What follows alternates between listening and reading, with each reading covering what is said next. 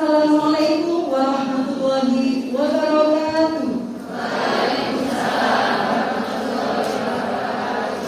Selamat pagi, salam sehat bagi kita semua. Kami ucapkan terima kasih dan selamat datang yang terhormat Ketua Sides Adi Husada, Ibu Rina Budi Kristiani SKPMK beserta jajaran direksi. Yang kami hormati pejabat struktural Sides Adi Husada. Yang kami hormati pembicara seminar dan workshop, yaitu Ibu Siti Maria Olizanis, SKPMSMG selaku pemateri pertama. Yang kedua, Ibu Lita Mena Putri, SKMMG selaku pemateri yang kedua. Bismillahirrahmanirrahim. Allahumma ya Allah ya Tuhan kami, dengan mengucap puji dan syukur kehadirat-Mu atas segala rahmat dan karunia-Mu yang telah Engkau limpahkan kepada kami.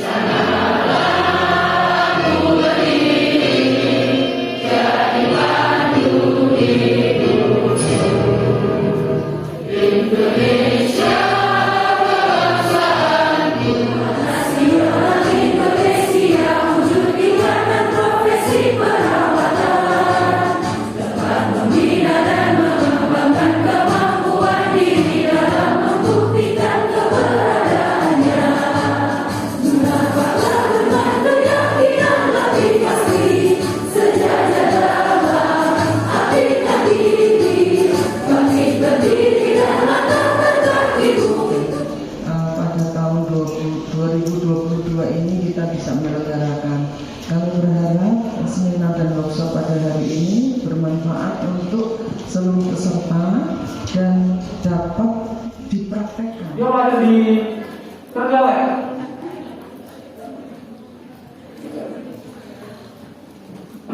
Beliau ada di Mamatul Madu 31 Mei 1994. Beliau penempuh pendidikan sarjana kesehatan masyarakat dan magister kesehatan masyarakat di Universitas Airlangga. Selanjutnya, pada pemaparan materi ini kita menggunakan metode panel, di mana pemateri yang bisa dilakukan di sini di depan rekan-rekan sekalian adalah berkomunikasi, menyampaikan ide-ide pikiran Bu Siti kepada rekan-rekan sekalian. Tentunya ada pengetahuan atau knowledge di sini yang Bu Siti bagikan kepada rekan-rekan sekalian, ya. Nah, yang bisa disampaikan di sini pastinya akan bermanfaat, bisa jadi untuk review ulang atau mengingatkan kembali bahwa sebenarnya lama ini ketika memberikan asuhan keperawatan kepada pasien, kan sudah semester 5 ya. Kira-kira yang paling susah itu apa?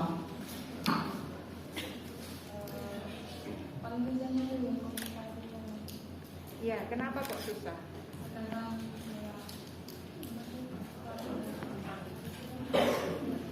Ya, punya pemahaman yang berbeda.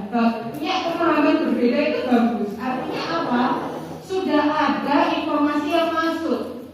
Informasi yang masuk kepada. Pokoknya ini loh Bu, pokoknya. Lalu akan keluar kata pokoknya. Itu yang membuat kembali lagi. Mulut seseorang itu nanti bisa membawa seseorang itu menuju ke neraka atau surga. Apalagi mulutnya perawat. Karena jangan sampai kita membawa pasien kita itu menuju ke neraka dan kita ikut nyemplung ke dalamnya gara-gara kita memberikan informasi yang salah. Hati-hati ya teman-teman. Lanjut.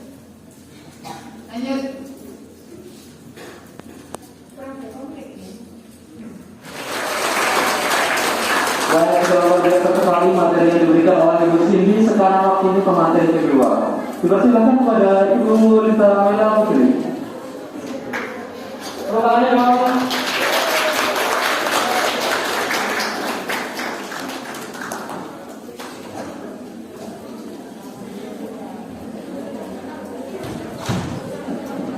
Cek, oke. Yes. Mohon izin, Ibu Lina, Ibu Cindy, Pak Moderator, semua yang ada di sini, siapa yang ketika lulus ingin bekerja di bidang kesehatan? Angkat tangan. Semuanya ya, ada semuanya adalah mahasiswa kesehatan. Oke, sekarang saya tanya, ketika bekerja di bidang kesehatan, siapa sih customer kita? Pasien? Keluarga pasien? Ada lagi? Ada yang tahu? Oke, jadi ketika kita berbicara tentang pelayanan kesehatan, kita mengenal dua konsep customer. Kalau ada workmates, workmates di sini adalah rekan kerja. Karena nggak mungkin ketika bekerja di rumah sakit kita cuma sendirian, pasti ada rekan kerja dari berbagai bidang, dari berbagai disiplin ilmu, begitu ya. Selain itu juga ada subordinate. Siapa subordinate yang sudah pernah kuliah saya? Subordinate adalah bawahan kita. Jika kita sudah memiliki jabatan struktural, kita memiliki yang disebut subordinate atau bawahan kita. Ini adalah internal customer kita. Masih? Dimana yang sebelumnya kita tidak ada pemisahan terkait pasien yang COVID, pasien yang COVID. Nah, dengan adanya kasus COVID kemarin, pemerintah membuat kebijakan bahwa harus ada sistem pembagian pasien mana yang COVID masuk ke mana, yang non COVID masuk ke mana. Nah itu ada semuanya sama. Oke. Ini adalah customer journey of hospital. Jadi customer journey di rumah sakit. Yang kita tahu bahwa benar memang salah satu bentuk komunikasi yang paling krusial adalah ketika pasien datang di rumah sakit. Tapi teman-teman sadar nggak sih sebenarnya bahwa komunikasi efektif kita itu sudah dimulai sejak pasien mencari informasi tentang layanan kesehatan. Bisa lihat di sini. Perkenalkan, nama saya Rina Amelia dari Prodi juga Kawalan Lintas 1 dengan nomor tim 2210 Selatan. Di sini saya bertanya, bagaimana cara kita menjelaskan kepada orang awam yang memiliki rasa ego yang besar, yang sulit untuk diedukasi dan memegang teguh budaya, rutinitas dan kepercayaan yang berbeda antara konsep kesehatan dengan konsep kebiasaan tersebut. Apakah kita tetap memegang teguh konsep hidup sehat atau tetap menghargai hak pasien tersebut? Ini kayaknya ya, baik. Sudah dapat ditangkap? Jadi baik, selanjutnya Pak, di pojok atas ketika Anda, saya dari D3 tingkat 2. Saya ada pertanyaan untuk Bu Cindy tadi terkait dengan komunikasi. Kalau misalnya kita menyampaikan komunikasi itu bagaimana caranya kita menyampaikan komunikasi jika itu persepsi antara yang diajak ngomong itu berbeda dengan yang memberi komunikasinya. Maksudnya kan kalau beda persepsi kan pasti si penerimanya itu kan nggak akan nurut atau mau gitu ya. Agar komunikasi itu jadi efektif itu seperti apa?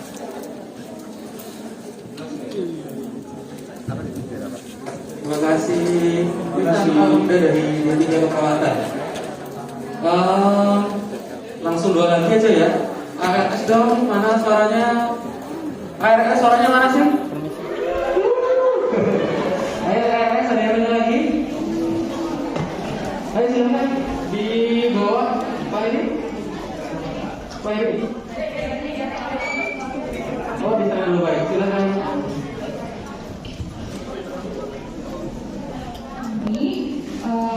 Bagaimana ya Bu, kita sebagai calon tenaga kesehatan nanti itu apabila menerima pasien dalam keluhan atau gejala yang ringan dan setelah dilakukan tindakan itu yang lebih lanjut, hasil tindakan tersebut itu menunjukkan bahwa pasien itu menderita penyakit yang menular.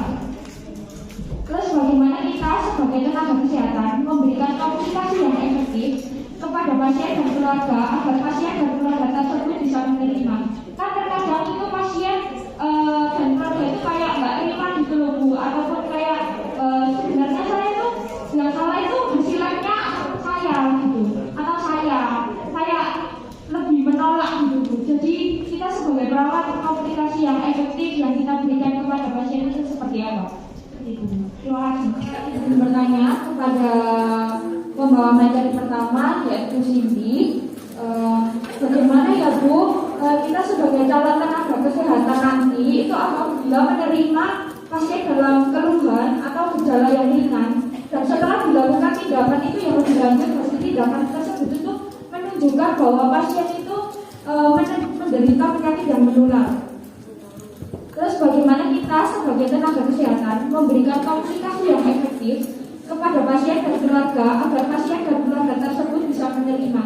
Kan terkadang itu pasien dan keluarga itu kayak nggak terima gitu loh Bu, ataupun kayak sebenarnya saya itu yang salah itu hasilnya saya gitu, atau saya kayak lebih menolak gitu Bu. Jadi kita sebagai perawat komunikasi yang efektif yang kita berikan kepada pasien itu seperti apa? Itu. Terima kasih. Baik, terima kasih Zoya. Selanjutnya satu lagi di depan tadi Mbak Edi. Siswa ARS semester 7. Di sini saya bertanya kepada Bu Lita untuk masalah yang banyak terjadi ya beberapa hari ini. Ketika pasien ini ARS atau opname, pastinya ada keluarga yang akan menjenguk. Dan memang untuk beberapa bulan terakhir atau tahun terakhir ini ditetapkan peraturan tidak boleh menjenguk pasien yang ada di rumah sakit dikarenakan masih dalam masa pandemi COVID. Nah, di atas ada di 10% konflik terjadi bukan hanya karena dari perbedaan opini. Mereka 90%-nya dari perbedaan atau dari penyampaian yang kurang baik. Nah, bagaimana sih Bu cara untuk menyampaikan hal tersebut agar dapat diterima oleh keluarga pasien dan tidak tidak menimbulkan dampak yang lain ataupun kayak misalnya pasien bakal emosi gitu dengan penjelasan kita. Baik, itu pertanyaan dari saya. Penyampaian yang kurang baik. Nah, bagaimana sih Bu cara untuk menyampaikan hal tersebut agar dapat diterima oleh keluarga pasien dan tidak tidak menimbulkan dampak yang lain ataupun kayak misalnya pasien bakal emosi gitu dengan penjelasan kita. Baik, itu pertanyaan dari saya. Baik, terima kasih kita. Cukup ya. Sudah 4 pertanyaan. Selanjutnya waktu dan tempat dipersilakan kepada Bu Cindy dan Bu Lisa. Pertanyaan pertama dari Tina, Amelia dan Lina. Ya, Lina.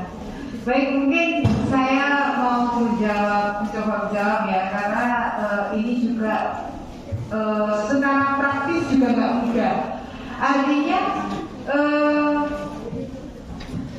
yang kita lakukan dan teori yang sudah ada itu biasanya lebih susah menjalankannya atau praktisnya susah.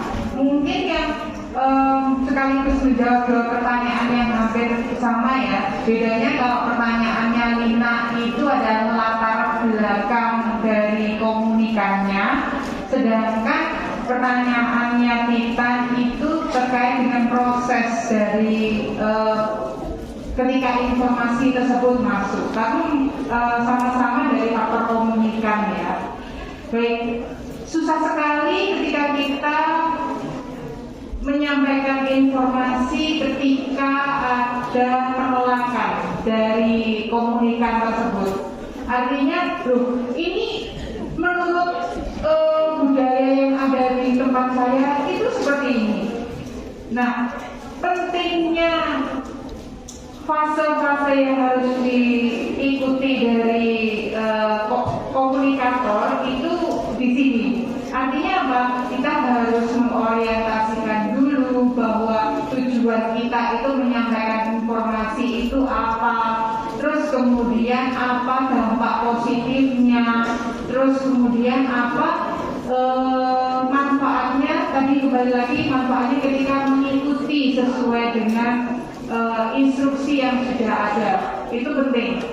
Jadi yang jelas kalau misalnya berbicara budaya, karena itu sudah menjadi kebiasaan, sudah mendarah daging di orang tersebut, kita semata-mata nggak bisa mengubahnya, apalagi sudah kebiasaan ya, itu yang dijalani ini toh juga nggak apa-apa, kayak nggak ada efek yang luar biasa gitu yang terjadi pada lawan bicara kita gitu. Tapi tugas kita memang harus meluruskan. Nah, faktor yang terpenting itu adalah BHSP, bina hubungan saling percaya. Itu terjadi pada saat pada saat proses orientasi. Ya, ketika kita mendapatkan kepercayaan dari lawan bicara kita, tentunya apa yang kita sampaikan kepada lawan bicara kita pasti akan diterima dengan baik. Pasti akan diterima baik, meskipun itu bisa jadi bertentangan dengan budaya atau kebiasaan yang selama ini dia lakukan. Itu yang penting. Dan bagaimana kita bisa mendapatkan kepercayaan dari orang tersebut, tentunya juga nggak gampang. Karena kita harus mengambil hati, kita harus menyamakan persepsi, kita juga harus berada pada sudut pandang orang tersebut. Ya, dan kemudian kita masukkan informasi-informasi yang kita mau berikan kepada orangnya. Ya, nggak gampang. Tapi mestinya kita dengan proses komunikasi yang baik, yang efektif, pastinya bisa. Contohnya kalau kita mau merubah pola diet seseorang, nggak gampang. Apalagi kebiasaannya hobi makan cireng, tentunya nggak gampang. Tapi ketika kita tahu hal tersebut itu negatif, terus kemudian kita itu mengajak orang itu untuk berubah menjaga kesehatan dengan baik, dengan kita menjelaskan SPO-nya, terus kemudian kita menjelaskan juga dari kronologinya bahwa kalau makan cireng itu lama-lama juga menumpuk zat bahaya di dalam tubuh, mestinya orang tersebut akan berubah kebiasaannya. Dan tidak gampang, karena harus ada kemauan. Tahu tapi nggak mau sama saja, pasti nggak akan mampu atau nggak mau melaksanakan. Begitu. Itu Lina. Lanjut ya, Oke, sudah paham Lina. Oke, nanti boleh replay ya. Untuk Titan, baik, kadang memang susah ya untuk menyamakan persepsi. Artinya kadang kita in the same frequency aja atau di dalam satu frekuensi yang sama, bisa jadi kita bisa mispersepsi. Apalagi kalau misalnya dalam konteks sudah beda persepsi. Jadi kita harus menjelaskan tujuan di awal atau pada saat orientasi. Selamat pagi Bapak Ibu, hari ini kita akan membahas tentang bagaimana caranya menghindari hipertensi. Nah, dari situ, dari kontrak di awal, kalau kita sudah menyebutkan apa tujuan komunikasi kita, pasti adanya mispersepsi itu bisa diminimalisir. Jadi harus disamakan dulu frekuensinya. Dengan cara apa? Menyampaikan tujuannya. Begitu. Oke. Lanjut. Kemudian pertanyaannya dari Sonia. Waduh, ini susah ya. Apalagi kalau misalnya datang dengan gejala ringan, batuk, terus habis itu ternyata dapat diagnosa COVID. Apalagi zaman-zaman kemarin ya, ketika COVID itu masih menjadi sebuah stigma. Loh, aku nggak khusus. Nah, aku kok didiagnosa COVID sih? Padahal aku nggak batuk dan sebagainya. Itu pentingnya ketika berkomunikasi dengan efektif. Artinya apa? Setidaknya kita sampaikan edukasi dulu kepada orangnya bahwa Bapak memang mengalami gejala COVID yang ringan. Namun karena ini merupakan COVID, jadi mohon nanti mengikuti protokol kesehatan yang semestinya untuk penanganan pasien COVID. Kembali lagi, kadang orang itu pasti akan takut dengan hasil atau takut dengan diagnosa. Jadi kita harus sampaikan di awal bahwa yang penting itu SOP dari penyampaian komunikasi tersebut tersebut itu benar-benar diikuti dengan baik. Toh kalau misalnya tidak terima, bisa disampaikan bahwa pemeriksaan ini sudah sesuai dengan standar internasional dan seterusnya, gitu ya. Jadi yang penting itu kita fokus ke SPO-nya, menyampaikan dengan baik, membuat edukasi dengan baik, dan nanti tentunya orangnya tersebut ketika awalnya tidak percaya harus dibuat percaya. Bagaimana caranya? Tidak gampang tapi bisa, gitu ya, banyak. Terima kasih.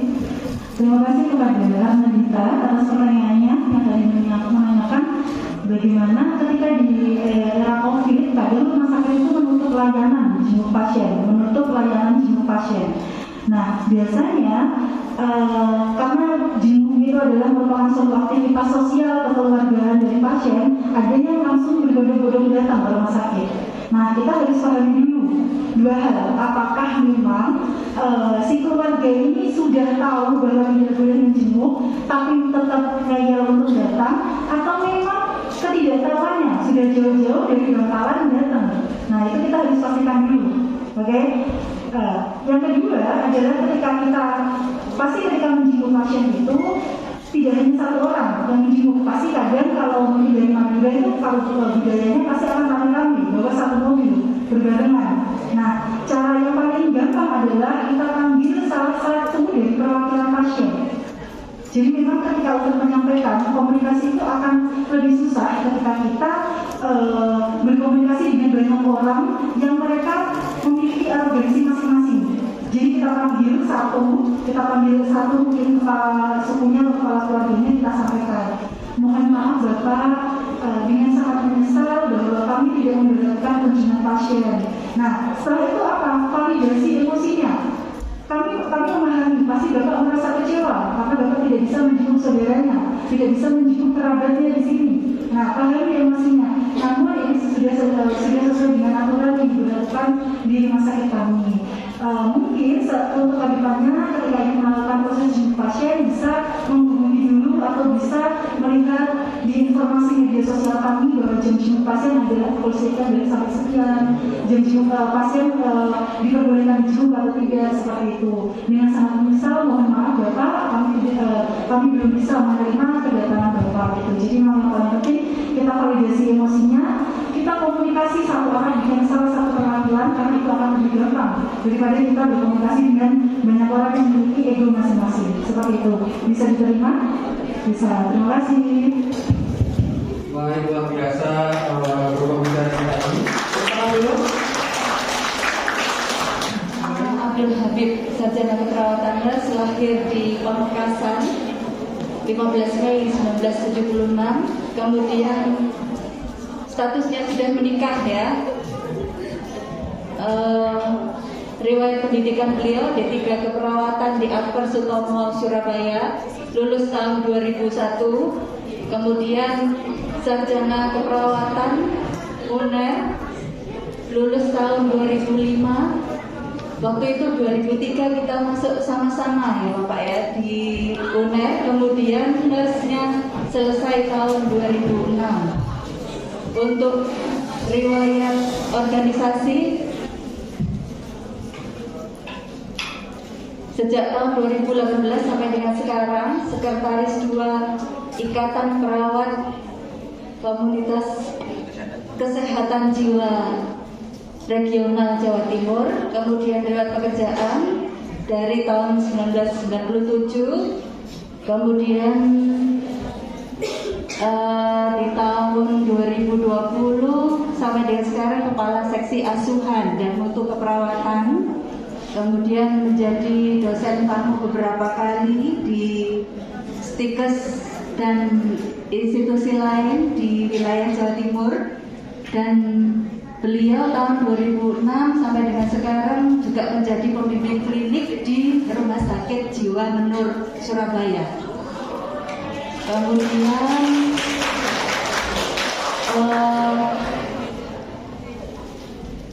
saat ini beliau menjabat sebagai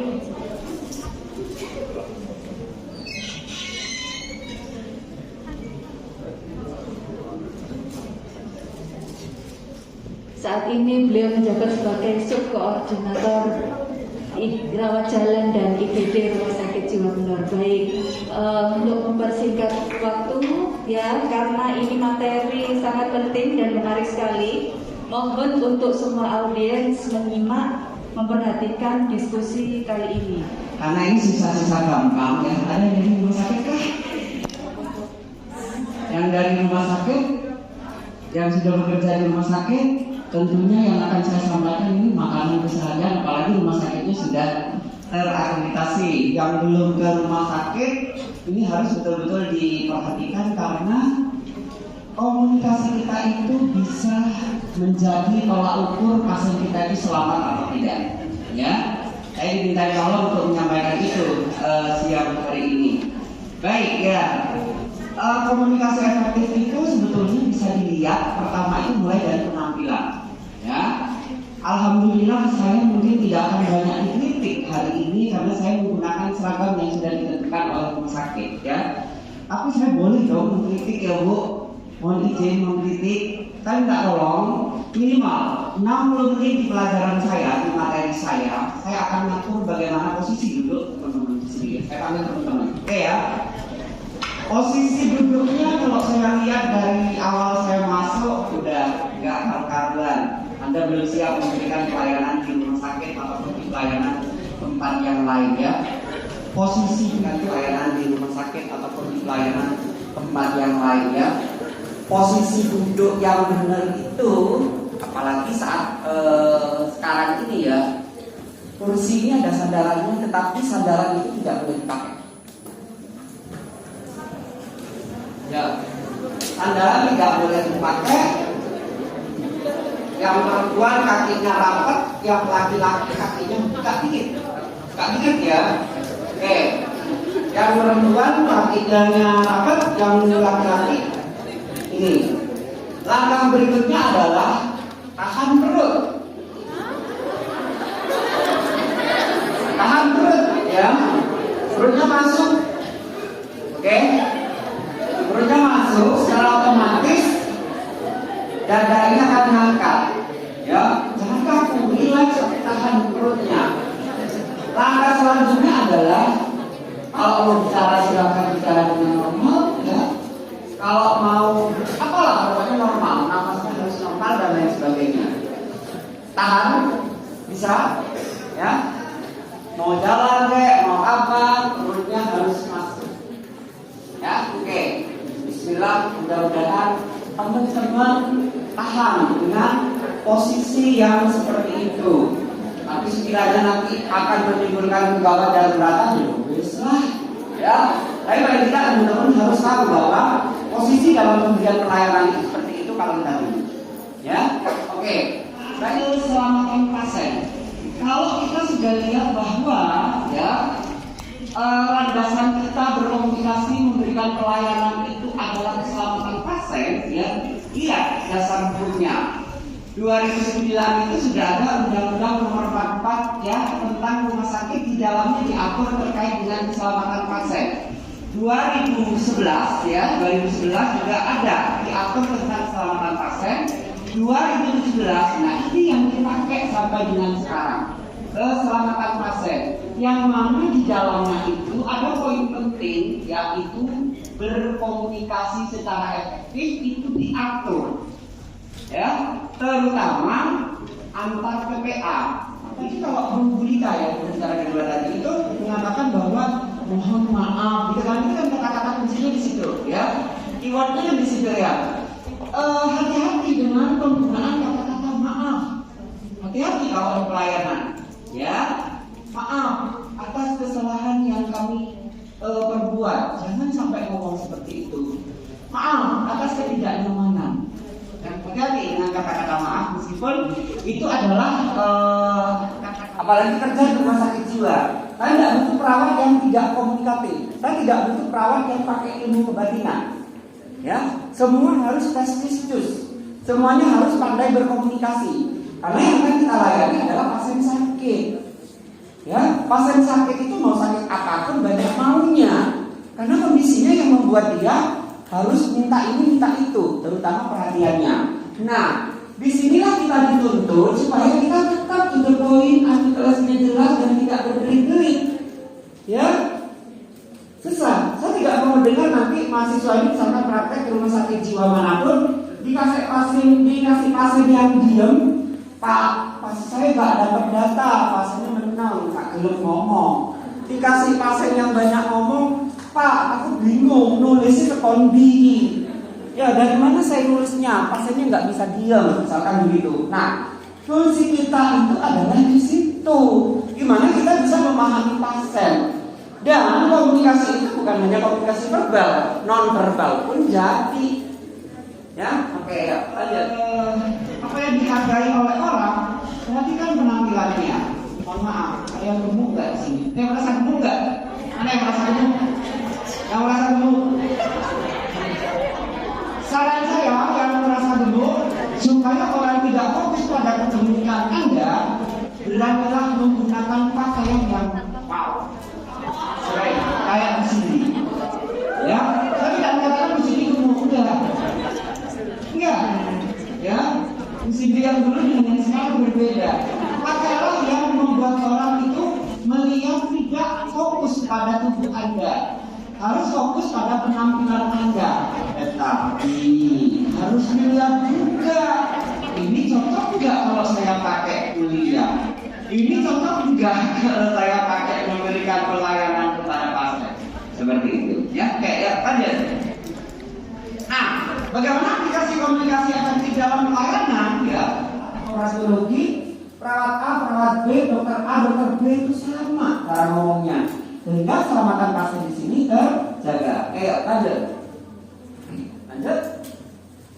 Nah, ini ya, standarisasi ngomong tadi itu ya, komunikasi itu, ini ada di sini. KIE di rumah sakit. Jadi mulai dari admisi sampai dengan pasiennya pulang itu ada standarnya. Di admisi ini harus ngomong apa, harus menjelaskan apa. Banget. Kalau dulu sendiri-sendiri, perawat bikin sendiri, dokter bikin sendiri, status kan. Tetapi sekarang catatan perkembangan pasien itu satu wall, satu halaman. Dokternya nulis, perawatnya nulis di bawahnya, nutrisionisnya nulis, siapa lagi nulis ya. Seperti itu. Tidak di wallnya masing-masing, tidak di statusnya masing-masing. Terus ada ringkasan pasien pulang, rawat jalan dan rawat inap, ya. Ini nih serah terima keoperan, informasi klinis saat pasien ditransfer dan dirujuk, dan pelaporan hasil pemeriksaan kritis. 1, 2, 3, 4, 5 kondisi ini yang betul-betul distandarisasi bagaimana caranya ngomong. Ya, oke, ya, lanjut. Nih, ini serah terima, ini ya tentunya antar perawat, antar shift, pengalian tanggung jawab, pengalian ini ya tanggung jawab dokter on call, pengalian tanggung jawab sementara misalkan saat istirahat makan, antar perawat, antar ruangan. Ini di handover aktivitasnya di sini. Itu kan hanya perawat saja. Oke, yuk, lanjut. Nah, bagaimana kita menggunakan format atau tools untuk menyampaikan informasi terkait pasien dan pelayanan? SBAR, Situation, Background, Assessment, dan Recommendation. Ya, tentunya sesuai dengan kebijakan rumah sakitnya masing-masing. SBAR ini sebetulnya di depannya ada ISBAR atau ISBAR itu awalnya, ya. Hanya saja beberapa rumah sakit I dan S digabung menjadi SBAR saja. Makanya di sini saya tuliskan sesuai dengan kebijakan rumah sakitnya masing-masing. Oke, ya lanjut. Nah, ini hasilnya ISBAR, Introduction, Situation, Background, Assessment, dan Recommendation. Introduction dan Situation ini dijadikan satu. Ya lanjut. Ini contohnya, saya lebih perawat ruangan A. Ya, ini cuma perawat ya. Kayak lanjut. Nih ya. Terus contohnya seperti ini ya. Lanjut. Ini via telepon, ini saat bertemu dengan dokter. Ya. Selamat pagi dokter. Ini dengan saya Nur, via perawat ruangan B RSCM Nur. Saya mau melaporkan kondisi pasien Sofian setelah pos operasi hari kedua. Ya, oke, ya, lanjut.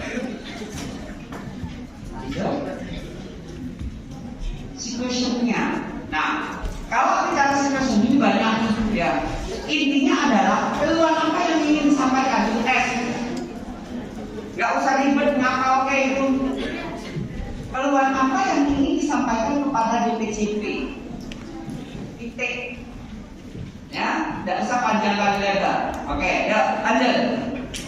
Ini ya, setelah konsultasi hari kedua, stok yang panas tinggi.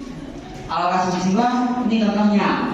Pasien hati, halusinasinya belum terkontrol. Keluar. Yang bilang adalah keluar. Kayak dia familiar, misalkan Anda belum pernah ke rumah sakit jiwa, dokternya bilang naikkan CPZ-nya menjadi 3x200. Padahal di rumah sakit jiwa itu ada CPZ sama CBZ. Beda B dan P. Anda harus mengeja itu, ya. Disclaimer menggunakan alfabet. Kalau Anda nggak yakin, saat Dian perawat jaga sore,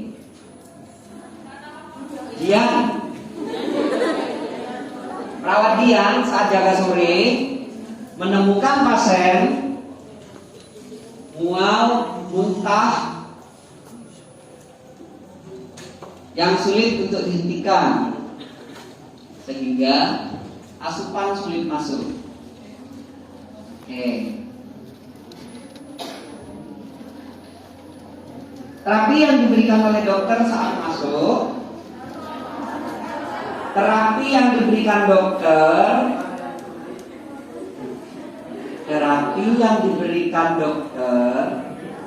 saat masuk adalah chloramphenicol.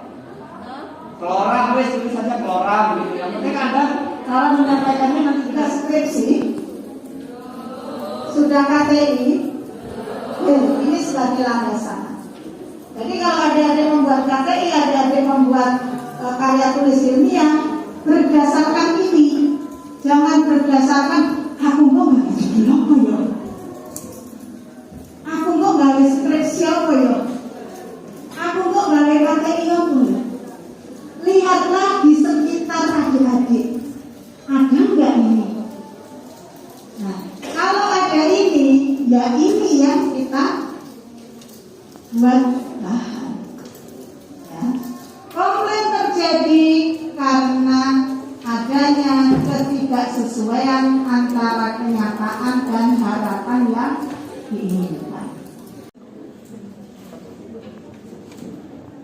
Siapa yang mengatakan banyak komplain?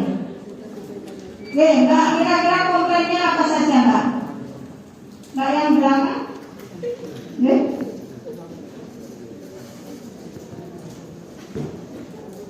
Kira-kira komplainnya apa saja?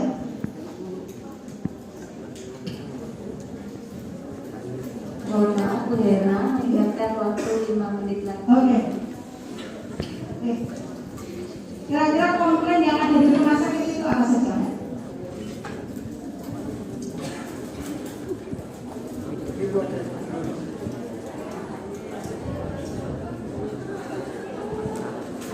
Layanan dalam melayani pasien.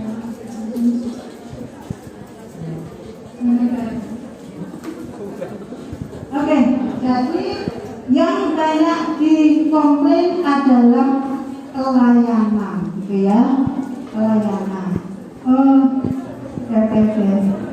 Karena dia adalah wajah. Oke. Nah, siapa yang harus menerima komplain? Semua staf yang ada di rumah sakit. Nah, kenapa ini diberikan adik-adik? Salah satunya adik-adik nanti jika ke rumah sakit, ini menjadi penjaminan mutu di rumah sakit jiwa ini. Adik-adik harus mempunyai sertifikat komunikasi efektif. Oke? Oke? Ini nanti dibaca. Nah, ini tahapan-tahapan dalam komplain.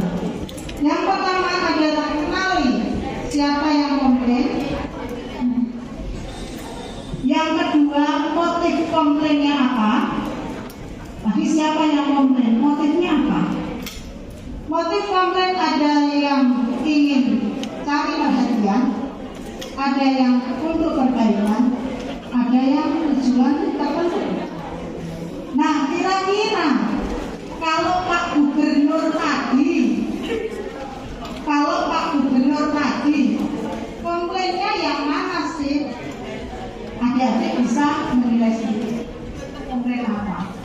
komplain. Nah, rating komplain. Nanti adik-adik bisa baca keluhan. Nah, ini yang harus adik-adik pahami.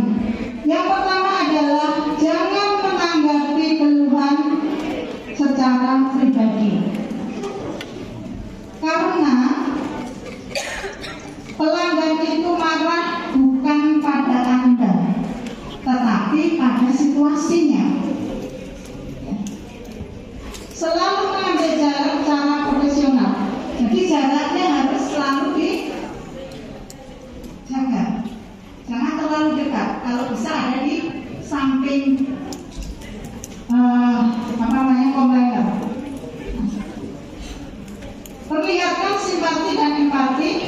Jangan hiraukan kata kasar dan dokter. Stop, jangan perkenalkan, nggak usah ngomong perkenalkan. Kalau di lapangan itu nggak usah perkenalkan, langsung aja. Selamat pagi dokter, saya A. Ya. Selamat pagi dokter, saya perawat Dian yang menjaga ini. Saya mau menyampaikan perkembangan atau kondisi dari pasien yang bernama Ana. Pasien tampak mual, muntah, sulit dihidupkan, sehingga makan tidak bisa masuk dokter. Terus kemudian yang B-nya, pasien Ana ini sudah masuk ke rumah sakit 3 hari dengan keluhan atau diagnosis medisnya itu tifoid fever, terus sudah mendapatkan terapi obat kloram 3 kali 500 mg per oral, paracetamol 3 kali 500 mg, vitamin B-kompleks 3 kali 1 tablet dokter. Nah, saya sudah melakukan assessment, sudah melakukan pengecekan tekanan darahnya, itu ada 100 per 90 terus suhunya ini ada peningkatan, ada 38 derajat Celcius. Terus dokter, apakah nanti dokter kesini dan apakah perlu ditambahkan obat ondansetron kepada pasien anak? Oke. Saya kritisi yang S-bar. Applause dulu. Itu patut berbangga sekali, penjelasan langsung oke. Cuman ada beberapa yang harus dihindari ya. Yang pertama itu di A, ya, A-nya itu adalah kesimpulan dari kita jika keluhan yang ada pada pasien ini tidak segera ditangani. Boleh ditambahkan dengan hasil pemeriksaan bla bla bla yang kamu lakukan, itu boleh. Tetapi jangan lupa bahwa A itu adalah kesimpulan dari mual muntahnya itu tadi. Berarti apa? Saya khawatir jika mual muntahnya tidak segera ditangani, takutnya pasiennya ini dehidrasi atau lemas dan seterusnya. Boleh, nggak apa-apa pakai bahasa keperawatan juga nggak apa-apa karena kita basicnya perawat. Nah, yang kedua koreksinya adalah betul tadi yang dikatakan, apakah datang ke sini atau ini, nah, tetapi tidak boleh menyebutkan merek obat ya. Apa perlu saya tambahan obat ondansetron ya dokter? Nggak boleh. Rekomendasi yang diberikan kepada dokter itu adalah apakah nggak perlu ditambahkan dengan antiemetik ya dokter? Gitu loh ya. Kalau Anda menyebutkan apakah nggak perlu, apakah perlu saya suntikan ondansetron, Anda dikte profesi lain ya. Di pengalaman di lapangan ya, memang ada dokter yang mau menerima perawatnya ngomong seperti itu. Tapi ada kebanyakan dokter-dokter itu nggak mau. Ya, kalaupun Anda mengharuskan menyebutkan merek itu, coba ganti kata-katanya. Dokter, di ruangan ada sediaan antiemetik ondansetron. Gimana dokter? Boleh kalau begitu. Tetapi apakah itu nggak boleh? Ya, oke, itu koreksinya dari yang S-bar. Sekarang saya pengen tahu TBAK-nya. Karena kamu tadi menyebutkan ondansetron, saya akan menjawab sebagai dokternya. Baik, gak apa-apa mbak, silahkan untuk mual muntahnya ekstra injeksi ondansetron 1 ampul IP. Paracetamolnya juga ekstra 1 tablet. Silakan lanjut. TBAK ya Pak. Untuk B-nya itu saya sampaikan obat yang dijelaskan. Ya, silakan ngomong. Loram. Ya, nah saya kan tadi ngomong, tolong injeksikan ekstra ondansetron 1 ampul IP dan paracetamol tablet 500 mg. Baik, dokter, silakan. Saya tulis. Pemberian obat. Apa mau? Ngomong apa? Melalui ondansetron injeksi 1 ampul IP dan paracetamol ekstra 500 mg. dan paracetamol ekstra 1 mg. 500 mg. Nah, itu di T. Tadi saya bilang kan TBAK. Ada 3 kali kita akan membaca obat itu. BA-nya saya baca ulang dokter. Apa instruksinya? Injeksi ondansetron 1 ampul IP dan ekstra paracetamol 500 mg. Ya. Terus K-nya saya konfirmasi ulang dokter. Injeksi apa sama apa untuk ditambahkan untuk pasien anak yang mual muntah dan panasnya yang tinggi. Begitu ya? Oke. Oplas untuk temanku. Tapi secara garis besar sudah oke, patut berbangga ya. Saya rasa mungkin yang lain pasti akan bisa. Lebih-lebih yang 5 orang dari rumah sakit tidak sampai Kak Iso. Wow. Pasti bisa lah kalau yang dari rumah sakit ya. Mungkin itu Bu. Sudah. Sesuai dengan sasaran keselamatan pasien. Kemudian komunikasi efektif harus ada standarisasi mulai efisien saat pelayanan sampai dengan pasien KRS. Komunikasi itu mencakup ada beberapa hal, salah satunya ada di catatan perkembangan yang sudah terintegrasi oleh semua pelayanan kesehatan, kemudian SBAR saat handover, kemudian dampak atau TBAK saat pasien menyerahkan piagam penghargaan kepada pembicara dan menerangkan sesi kedua. Kepada yang terhormat Ibu Ketua Tugas Adi Usada, dengan Budi Kristiani SKBSK, dimohon untuk berkenan menyerahkan piagam penghargaan pada pembicara dan penerangkan. Kami persilakan.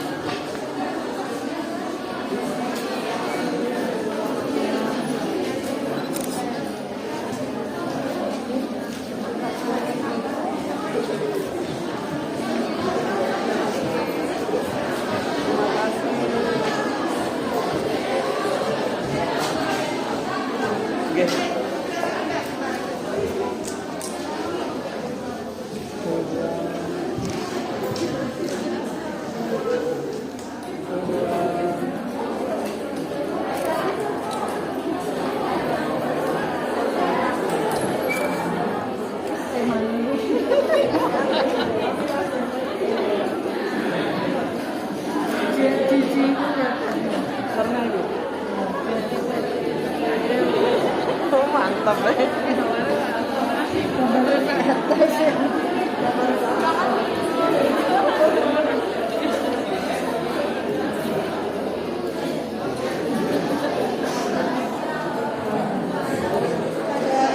Budi Kristiani SKBSK, kami persilakan kembali ke tempat.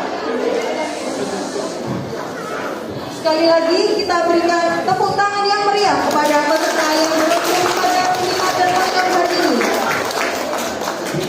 Bagi peserta pemenang dimohon setelah acara nanti menemui panitia yang bertugas untuk memproses hadiah voucher berupa e-money tadi.